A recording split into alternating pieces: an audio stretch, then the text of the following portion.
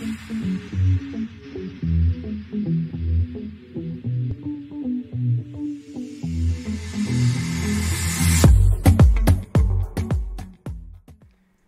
à ce nouvel épisode de Conscience d'abondance. Ici Daniel Desjardins. On est enfin en 2021. Ça commence super bien. Moi, je me suis bien reposé pendant les vacances. J'espère que toi aussi. Écoute, juste avant les vacances, j'avais demandé à travers mes différents médias si tu pouvais prendre un café avec moi, si tu pouvais jaser avec moi, quelles questions tu me poserais? J'ai reçu plein de belles questions. Alors, dans les prochains épisodes, je vais répondre à ces questions-là. Et la première question à laquelle je veux répondre, c'est celle de Nancy qui me demandait « Daniel, c'est quoi les livres qui t'ont vraiment aidé ou influencé dans ton développement d'affaires, dans ton développement d'entreprise? » Je fais « c'est intéressant. » Pour moi, c'était pas tellement des livres. Il y en a quelques-uns, oui, mais c'était surtout des formations. Puis ça, je vais t'en parler. Mais étant qui je suis, je ne vois pas l'entrepreneuriat comme quelque chose de différent ou de séparé de mon propre développement. Alors, je vais me lâcher lousse. Aujourd'hui, je vais te parler de mon top 10 des livres ou formations qui m'ont vraiment aidé à développer à la fois mon entreprise, mais à me développer moi aussi. Alors, je commence tout de suite par les formations, parce que pour moi, je trouve que c'est ce qu'il y a de plus puissant. Aller chercher une formation qui t'aide à vraiment comprendre et maîtriser tes nouvelles capacités, ça fait toute une différence dans notre vie. La première dont je veux te parler, et selon moi la meilleure, c'est celle de Jeff Walker. Jeff Walker, c'est un gars qui a commencé il y a très très longtemps. C'est vraiment un des plus vieux dans le domaine sur Internet. Et il a créé ce qui s'appelle le Product Launch Formula. Et selon moi, c'est une des plus belles approches pour réussir à lancer quoi que ce soit sur Internet. En fait, si on recule un peu, Jeff il dit, si tu veux vendre quoi que ce soit, fais un lancement avec ton truc, parce que ça fait toute la différence. Si tu crées un produit, crées une affaire à vendre, une communauté en ligne, un livre, peu importe, mais que tu ne crées pas un événement autour de ce lancement-là, tu passes à côté d'un énorme potentiel. Les gens aiment quand il y a un événement. Alors, si tu rends ton lancement, ton ouverture, ta mise en vente, un événement, ça fait toute la différence. Et ce que j'adore de l'approche de Jeff, c'est que tu n'as jamais l'impression d'être forcé d'acheter. Tu n'as jamais l'impression qu'il y a quelqu'un qui te force ou qui veut tordre le bras. Achète, achète, achète. C'est pas du tout une approche comme ça. C'est vraiment une approche où il t'amène à contribuer aux gens, les aider, leur apprendre des choses, leur donner des outils. Puis à travers ça, tu permets aux gens de te découvrir ce que tu peux faire pour eux. Et s'il y a un match, une résonance entre toi et ces gens-là. Donc, moi, c'est vraiment mon approche préférée. D'ailleurs, Jeff a écrit un livre, si tu n'es pas prêt à payer le 2000 $ US pour cette formation-là. Son livre s'appelle Launch. Un excellent livre qui est, j'imagine, lui, il est 17 $ ou quelque chose comme ça. C'est vraiment pas très cher. Excellent livre, ça s'appelle Launch, de façon très appropriée. Et là-dedans, vraiment, il passe à travers toute sa formule. Un peu comme il fait à chaque année, d'ailleurs, dans son lancement. Son lancement est d'ailleurs une belle représentation de ce qu'il t'enseigne. Dans son lancement, il passe 3 jours ou même 4 jours à t'enseigner sa méthode. Évidemment, il ne peut pas t'enseigner tout parce que c'est le contenu de sa formation, mais il t'enseigne assez pour que tu comprennes comment ça fonctionne, puis voir si tu aimes ça, travailler avec ce gars-là, parce que, bon, il a une énergie très particulière. C'est drôle, mes clients trouvent que ce gars-là a une énergie un peu similaire à la mienne, un peu relax, un bonhomme gentil, sympathique, qui est vraiment là. Bon, il est beaucoup plus vieux que moi, fait qu'il a un peu une tête de papy, juste trop sympathique. Il est vraiment, vraiment gentil, très attentionné, très généreux aussi dans toutes ses explications. Il prend vraiment le temps de t'expliquer pourquoi ça marche, pourquoi ça ne fonctionne pas. Dans la formation en ligne, je te parle. Évidemment, dans le livre, il ne va pas aussi loin que ça, mais dans le livre, tu as la technique. Alors, si tu veux commencer avec quelque chose, la technique est expliquée dans son livre. C'est aussi un excellent livre pour commencer. Si j'avais à prendre une seule formation dans ma vie sur comment réussir en affaires en ligne, ce serait celle-là. L'autre formation que j'ai vraiment, vraiment beaucoup aimée, c'est celle de notre ami Brendon Burchard.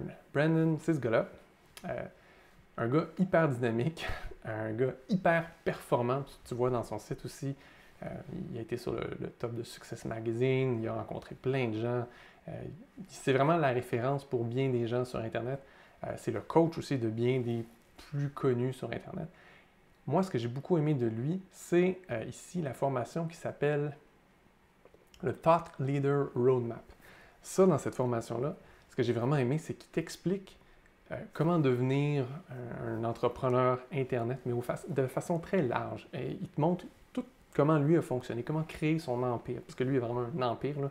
Il doit faire 100 millions par année ou quelque chose comme ça. Là. Il est vraiment très, très, très actif. Comme je disais, il n'y a pas d'enfant. Donc, il y a beaucoup, beaucoup de temps dans une journée. Il fait vraiment beaucoup de choses. Extrêmement dynamique, le bonhomme. Vraiment intéressant à écouter.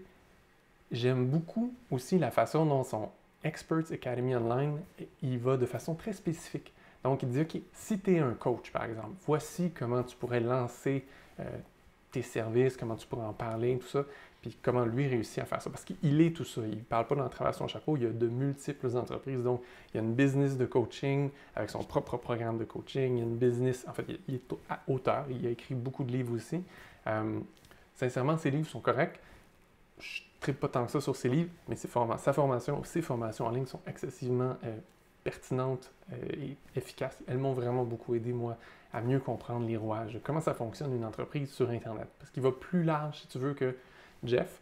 Jeff, il parle vraiment de comment lancer ton entreprise, ton produit, tes produits, puis comment tout ça, ça te permet de grandir et créer une entreprise. Brandon, il fait un peu l'inverse. Il t'explique comment une entreprise Internet fonctionne. Après ça, il va plus en détail sur, OK, bien, si tu veux vendre des livres, si tu veux vendre des formations, si tu veux vendre des cours en ligne, si tu veux faire des événements. Donc, il va vraiment dans le détail. Super, super intéressant, super, super pertinent. Le seul truc que j'aime moins maintenant, c'est que sa formation, elle est juste accessible en souscription. Donc, c'est 697 $ US par année. Quand tu arrêtes de payer, tu n'as plus accès. Pour une formation en ligne, je trouve ça un peu dur. Mais en même temps, est-ce que tu as vraiment besoin de la refaire 100 fois? Je ne sais pas, je pense pas. Vraiment une très, très bonne formation. Donc, moi, c'est celle que je recommande fortement. Là, c'est sûr que je sais qu'il y en existe d'autres. Il y en existe d'autres dans la francophonie. Je ne les ai pas essayés. J'ai des amis qui me disent beaucoup de bien de l'Académie Zéro Limite. Il paraît que c'est très bien aussi. Il y a aussi plein d'autres choses qui existent qui sont nettement moins bonnes. Donc, teste ton feeling, regarde les reviews avant de t'inscrire à une formation comme celle-là. Moi, ces deux-là, c'est vraiment celles qui ont été mes coups de cœur. J'en ai fait plusieurs autres, mais je t'en parle pas parce que beaucoup moins efficaces, beaucoup moins pertinentes. Ces deux-là, c'est vraiment les meilleurs que j'ai pu suivre dans toute ma vie. Un autre qui m'a vraiment influencé, et celui-là, j'ai acheté ses livres, pas tellement ses formations, c'est Seth Godin. Seth Godin, c'est un gars de marketing hyper pertinent, excessivement intéressant à écouter, très éduqué. Il connaît un paquet de choses. Quand il te parle, c'est vraiment super intéressant, super stimulant. Et ce que j'aime de ce gars-là, c'est qu'il a une perspective vraiment intéressante sur le monde. Le premier livre que j'ai lu de lui, c'est Tribes. Dans son livre, c'est quand même assez vieux, mais c'est toujours d'actualité. Dans son livre, il nous dit, tu sais, avant, les gens, ils étaient en communauté, puis ils restaient en communauté. Ça avait des avantages, puis ça avait aussi des désavantages. De nos jours, on se sent peut-être moins en communauté parce que les gens qui sont immédiatement autour de toi, ils n'ont pas nécessairement les mêmes intérêts que toi. Donc, c'est pas parce qu'ils sont proches de toi que vous avez besoin de vous entendre. Par contre, il y a des gens qui existent dans le monde qui ont les mêmes intérêts que toi. Tu peux les trouver. Tu peux créer une communauté autour de ça. Et lui, il dit, au lieu d'attendre que quelqu'un le fasse, fais-le. Deviens le leader que ces gens-là attendent, qui ont les mêmes intérêts que toi. Crée une communauté pour les aider à se développer, à partager, à co-créer finalement. Un super, super bon livre, très inspirant. D'ailleurs, le sous-titre, c'est « We need you to lead us ». On a besoin de toi pour nous leader, nous inspirer. Je pense qu'il existe aussi en français. Si tu cherches Seth Godin, la plupart de ces livres, je pense qu'ils existent en français. Le deuxième livre de Seth que j'ai vraiment adoré et que j'utilise encore comme référence, c'est « Purple Cow », la vache mauve. Là-dedans, son point le plus important, c'est dans un monde où il y a plein de produits, il y a plein d'options, les gens peuvent choisir tout le temps à travers 1 million d'options pour peu importe ce qu'ils ont besoin, soit la vache mauve. Parce que si tu regardes dans un champ, puis toutes les vaches sont pareilles, tu vas prendre la vache la plus proche, puis c'est tout. Par contre, si tu es la vache mauve dans le champ, tout le monde va te voir. Les gens vont aller vers toi parce que tu es différent. Tu sors du lot. Donc, en fait, son point, c'est arrête d'essayer d'être comme tout le monde. Sois toi-même, sois aussi bizarre que tu veux l'être, sois aussi différent que tu peux l'être. Pas juste pour être dans l'ego ou être différent, mais vraiment, sois toi-même, en fait. Mais c'est un appel tellement profond et puissant à être toi-même, puis t'explique à quel point c'est important d'être toi-même, d'être aussi différent que tu as le goût de l'être. Moi, j'ai trouvé ça hyper inspirant comme livre, et je m'en sers encore. Quand j'essaie de faire quelque chose de vraiment différent, puis là, on me questionne, je suis une vache mauve. Ceux qui ont lu le livre, ils savent de quoi je parle. L'autre livre de Seth que j'aime vraiment beaucoup, c'est All Marketers Are Liars. En fait, la version originale était juste ça. All Marketers Are Liars. Tous les gens qui font du marketing sont des menteurs. La nouvelle édition, comme ce que j'ai ici, c'est, ils le barré, ils disent All Marketers Tell Stories. Donc, tous les gens de marketing racontent des histoires. Et là-dedans, ils te parlent de l'importance de raconter une histoire. Pourquoi? Parce que depuis la nuit des temps, on se transmet de l'information et on retient de l'information sous forme d'histoire. Donc, quand tu racontes une histoire à quelqu'un, il y a plus de chances que la personne retienne cette information-là. D'ailleurs, j'ai raté ma shot. J'aurais dû commencer cet épisode-là en te racontant une histoire pour faire un pont. Mais bref, tu remarqueras que c'est toujours le cas. Quand quelqu'un te raconte une histoire, tu vas retenir l'histoire. Pas tous les détails techniques, pas le prix nécessairement, pas qui est la personne, mais tu vas retenir l'histoire. Et c'est pour ça que quand tu veux vendre, raconter des histoires, c'est hyper, hyper pertinent. Et d'ailleurs, ça fait partie du modèle de Jeff profondément. Jeff parle beaucoup de raconter des histoires. Il t'explique même comment faire des arcs d'histoire entre chacun de tes morceaux. Et il le fait très, très bien. Évidemment, c'est un art. Ça prend du temps un peu à maîtriser, mais Seth te donne des bonnes pistes pour commencer. Si tu as de la difficulté à raconter des histoires, si tu as de la difficulté à comprendre l'importance des histoires, excellent livre pour commencer. J'aime aussi être inspiré par d'autres personnes pour être plus grand que ce que je me permets d'être. Alors moi, j'ai des bios que j'ai lus qui m'ont vraiment beaucoup aidé. La première, c'est celle de Steve Jobs.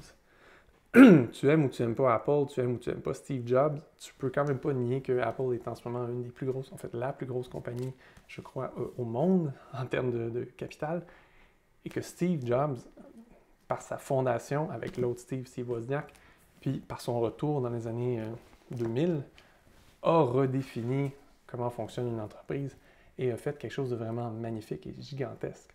Mais par-dessus tout, c'est dans la façon dont il l'a fait qu'on peut apprendre. Comment Steve a retransformé Apple en une compagnie qui vise vraiment et qui comprend vraiment ses clients et qui les sert encore plus loin que ce que les clients eux-mêmes peuvent savoir ce qu'ils ont besoin. Tu sais, quand il a sorti l'iPhone avec un écran plat, c'était le premier de ce genre-là. Tout le monde disait non, ça prend un clavier, sinon ça ne marche pas. Ben, depuis que l'iPhone est sorti, pas de clavier, juste un gros écran, tous les téléphones sont un gros écran, pas de clavier, parce que c'était la bonne façon de le faire. Donc, il n'a pas peur de faire des choix différents, drastiques parfois. Apple ont été les premiers à enlever les lecteurs à disquette, ils ont été les premiers à utiliser les lecteurs CD à l'époque, ils ont été les premiers à avoir des cartes réseau intégrées dans les ordinateurs, alors que les gens ne savaient pas vraiment c'était quoi un réseau. Ils ont vraiment fait plein de choses en premier. Pourquoi? Parce qu'il y avait une vision du futur, puis c'est là qu'ils amenaient les gens. Et moi, ce que j'ai beaucoup appris là-dedans, c'est de pas me retenir quand j'ai une idée qui est différente, qui est peut-être révolutionnaire, ou en tout cas qui ne fait pas du tout comme les autres font, puis d'aller de l'avant puis le faire. Alors, moi, ça m'a vraiment beaucoup inspiré, ce livre-là.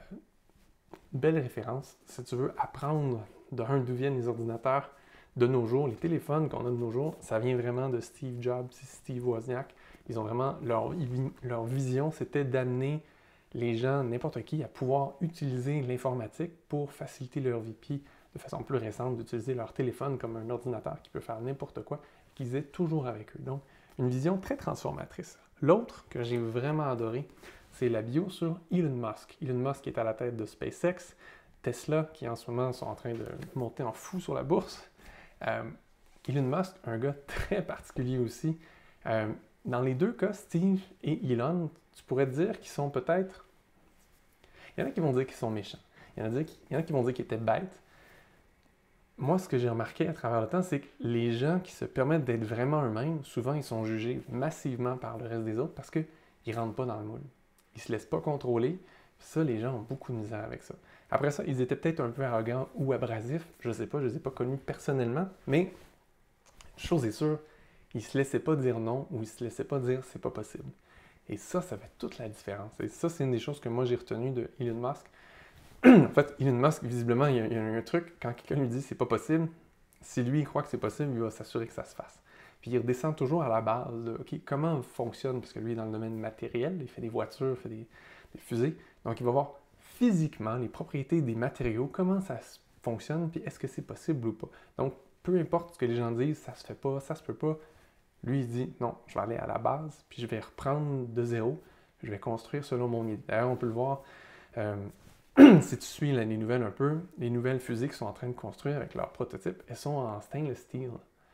Il n'y a pas un ingénieur avant ça qui t'aurait dit, oui, on va faire une fusée en stainless steel, c'est lourd, ça a plein de défis, mais lui a réalisé que c'était mieux ça parce qu'à cause de ses propriétés physiques, ça gère mieux la chaleur et tout ça. Je ne suis pas un pro là-dedans, mais c'est juste une des nombreuses décisions controversées qu'il a prises et qui visiblement porte fruit. Tout comme le fait que, dès le départ, ils ont décidé, les voitures électriques, non, il n'y aurait pas de génératrice pour étendre le range.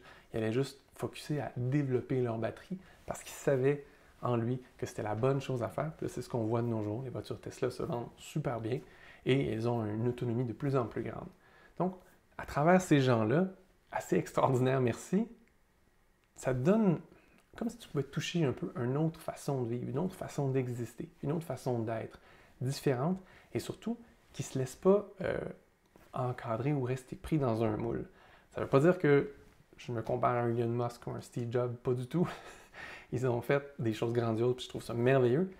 Moi, à ma petite façon, j'essaie de me laisser inspirer à, quand j'ai l'impression que j'essaie trop de fitter dans le moule, ben je me dis non, si c'est à ça que je suis appelé à l'intérieur de moi, je vais suivre ce à quoi je suis appelé, puis je vais dire fuck le moule. Puis je vais avancer selon ce que je ressens à l'intérieur de moi finalement. Puis c'est à ça que je t'invite, toi aussi, évidemment. Mais je pense que ça va t'aider avec ces deux livres-là. Puis, deux derniers livres qui m'ont vraiment, vraiment beaucoup aidé. Le premier, c'est un livre, je l'ai juste en numérique, je l'ai sur mon téléphone. Le livre s'appelle I Can See Clearly Now du Dr. Wayne Dyer.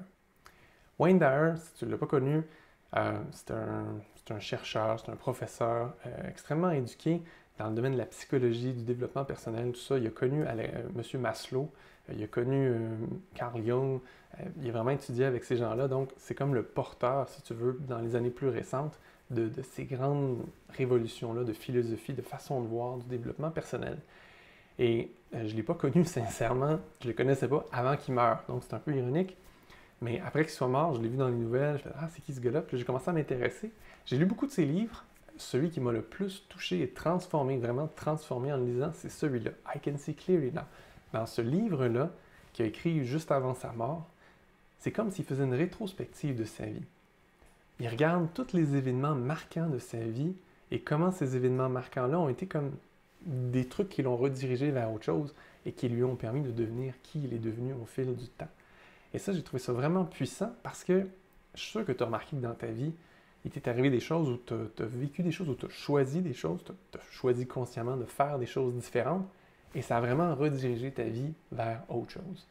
Moi, je sais que il y a maintenant 14 ans, quand j'ai fait un burn-out, ça a été un événement marquant pour moi, mais de façon extrêmement positive. Sur le coup, c'était pas le fun, mais ça a été vraiment positif parce que ça m'a complètement redirigé vers le développement personnel, ça m'a permis de découvrir la spiritualité, l'énergie, tout plein d'affaires, ça m'a permis de devenir un canal. Tout ça parce que j'ai fait un burn-out. Ça m'a forcé à me poser des questions, puis à découvrir qu'il y avait plus dans le monde que ce que je connaissais. Ça, c'est juste un des événements. L'année passée, j'ai été mis à pied, quitté mon emploi. En tout cas, c'était d'entente commune. Mais bref, je ne suis plus un employé du tout. Même si j'avais déjà mon entreprise en parallèle depuis longtemps, j'ai plus d'emploi. Je suis vraiment à mon compte. Puis waouh, ma vie n'a jamais été aussi merveilleuse que là. J'ai un sentiment de liberté incroyable. J'ai vraiment beaucoup plus de plaisir dans ma vie. Tout ça à cause d'un événement qui, sur le coup, peut sembler difficile peut-être. Et c'est exactement ça qu'il nous raconte. Mais lui, c'est pas juste des événements difficiles, c'est aussi des événements qui l'ont marqué. Puis comment ça l'a aidé. Puis c'est un peu fascinant parce que dans la façon dont il écrit très bien. La façon dont il écrit, ça t'amène toi-même en tant que lecteur à revisiter ta propre vie, puis voir ces points-là dans ta vie qui t'ont amené à être la personne que tu es maintenant.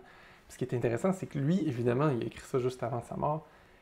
Il voyait en perspective toute sa vie, qui était quand même assez longue, et il voyait comment il a pu devenir qui il est devenu, puis sa mission, son objectif de vie, c'était quoi, puis comment chaque petit point l'a amené à vivre plus ça.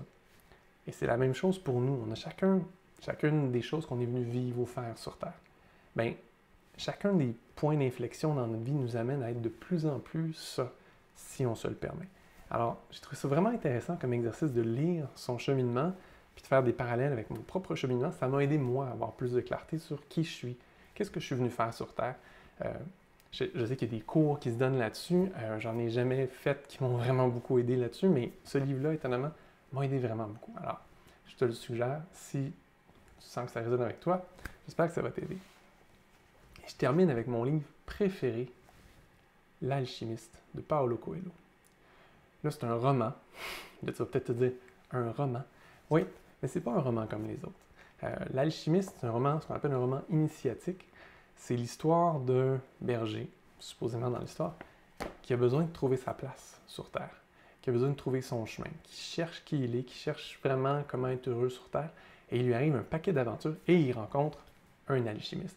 Bon, j'ai peut-être une résonance particulière parce que je fais de l'alchimie, je suis un alchimiste, mais je pense que tout le monde peut se reconnaître dans ces personnages-là. Et ce qui est vraiment fascinant, c'est que c'est aussi le genre de livre que tu lis, puis tu te transformes au fur et à mesure. Paulo Coelho, dans ce livre-là, il a vraiment mis, je veux dire, de la magie. Il y a vraiment je sais pas, quelque chose d'initiatique, de transformateur. Moi, je sais qu'à chaque fois que je l'ai lu, j'ai pris conscience de plus de choses de moi-même, de comment je suis, de qui je suis. Parce que ce qui est intéressant, c'est que le berger dans l'histoire, il lui arrive plein de choses. Et il comprend comment la vie fonctionne sur Terre à travers ça. Dans le sens, pas comment respirer ou manger, mais dans le sens qu'il prend conscience de, OK, quand tu essayes d'aller vers quelque chose, l'univers t'aide dans telle ou telle condition. Quand tu fais telle chose puis que tu te sens bloqué, ça veut peut-être dire telle chose. Et c'est extrêmement proche de ce que moi aussi j'ai perçu comme étant la vérité, la réalité, comment fonctionne la vie sur Terre. Alors, si tu es dans un moment charnière dans ta vie, je te le recommande fortement, ce livre-là. Même si tu l'as déjà lu, tu vas peut-être le relire et comprendre d'autres choses et voir les choses différemment. Pour moi, ça a été un livre excessivement puissant. Je l'ai lu la première fois en période de burn-out. Ça m'a vraiment beaucoup aidé à me rediriger. Je l'ai lu la deuxième fois l'année passée, au début de l'année, alors que je sentais qu'il y avait des choses qui avaient besoin de bouger. Ça m'a encore là vraiment beaucoup aidé. C'était mon top 10 des livres et formations qui m'ont influencé, qui m'ont aidé dans la vie vraiment massivement. J'espère que tu vas les trouver utiles, qui vont t'aider. Je te relance l'invitation parce que j'ai vraiment aimé ça, voir tout plein de questions. Si tu avais la possibilité de prendre un café avec moi, de quoi tu aimerais qu'on jase? Quelles questions tu voudrais me poser? Et je vais continuer à répondre aux questions que j'ai déjà reçues dans mes prochains épisodes. Là-dessus, je vous souhaite une merveilleuse semaine. On se retrouve la semaine prochaine. À bientôt!